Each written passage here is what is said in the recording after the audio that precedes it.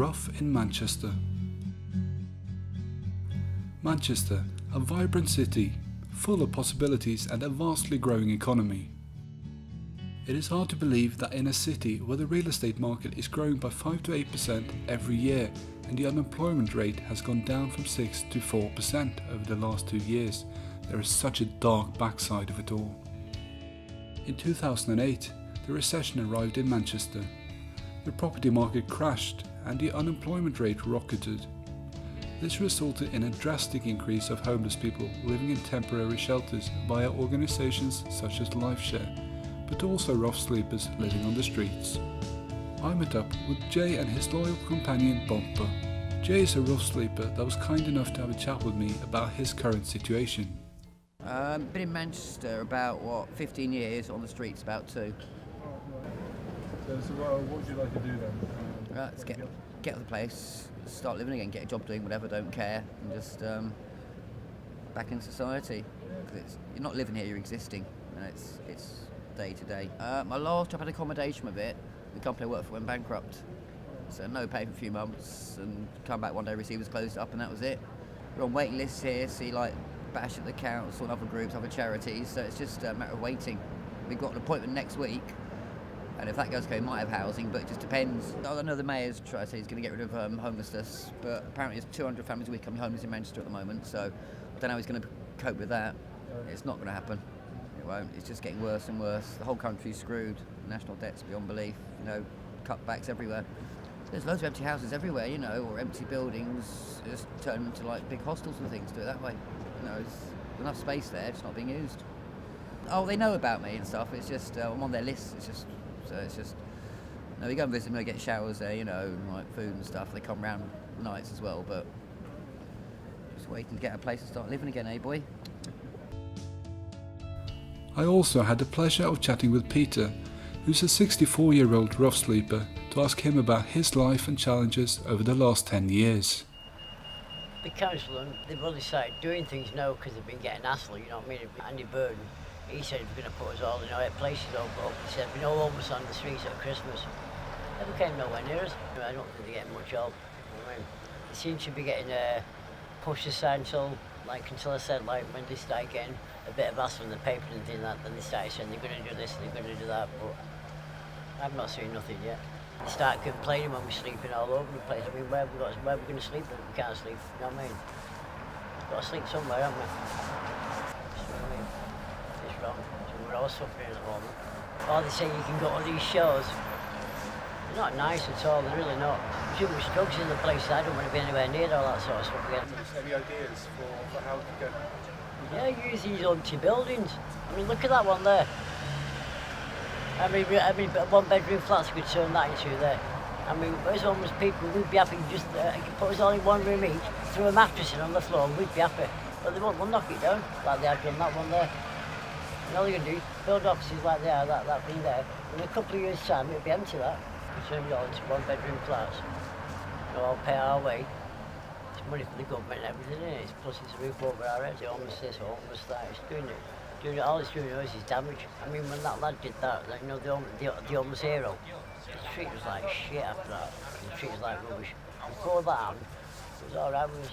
Now they won't even look at us, speak to us, anything, just walk straight past us. Blah, blah, blah. And every time we pick a paper, homeless man's done this, homeless man's done that, and we all get painted with the same brush. But there's some good lads. We're not all arseholes and drug addicts and things. There's some clever lads, some really clever lads. They don't realise these people, they think we're all scum and things like that. We're not. I'm just good as any of them, man. You think I like sitting here begging for money? I don't, it's degrading. I'd like to get back in my job again. I used to do security. I was working security for a long time, but I lost my wrist, I ended up on the street. Didn't have nowhere to live, so I was falling asleep at work, so they had to finish me until I found somewhere to live. He said, as soon as you find somewhere to live, we'll sort you out a job. It's quite terrifying to see the thin line that goes between being in a secure job and having a place to live, to being evicted, lose your job and end up on the street. The development of drug abuse and the use of spice on the streets is also an important topic. Both of the homeless people I've interviewed spoke to me about how they felt afraid of spice users, and they have both had bad experiences with them, such as being mugged and abused. My last visit went to LifeShare to have a chat with their lead of criminal justice, Julie Boyle.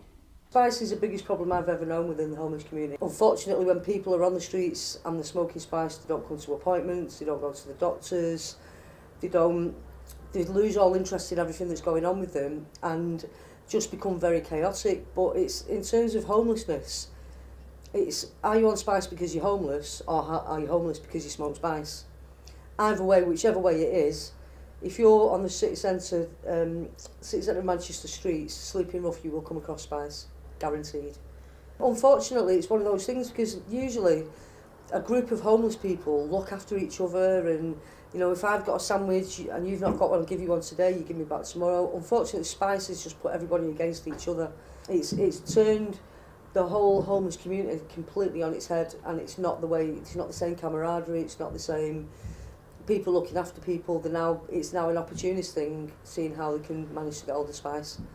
The initial time when they actually take spice is to get to sleep, just so they can have a few hours sleep where they don't have to think about anything, they can have some peace and quiet, go to sleep, rest their minds a little bit.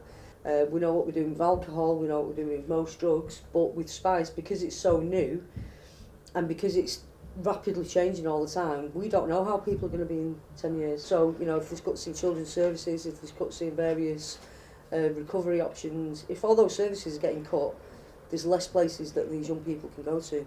So inevitably they're going to end up being homeless.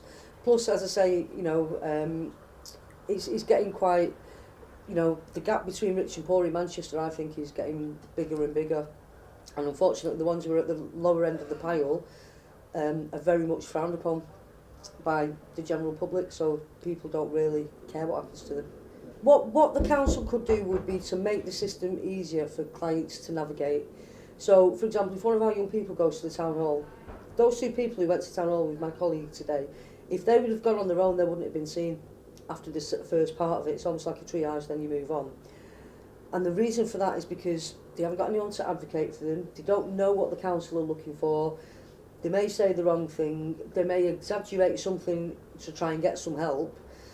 Plus, sitting in the town hall for 8 hours isn't much fun, and people who've got issues, you know, ADHD, autism, all those kind of things, you can't leave people sat there for that long. It's not going to happen.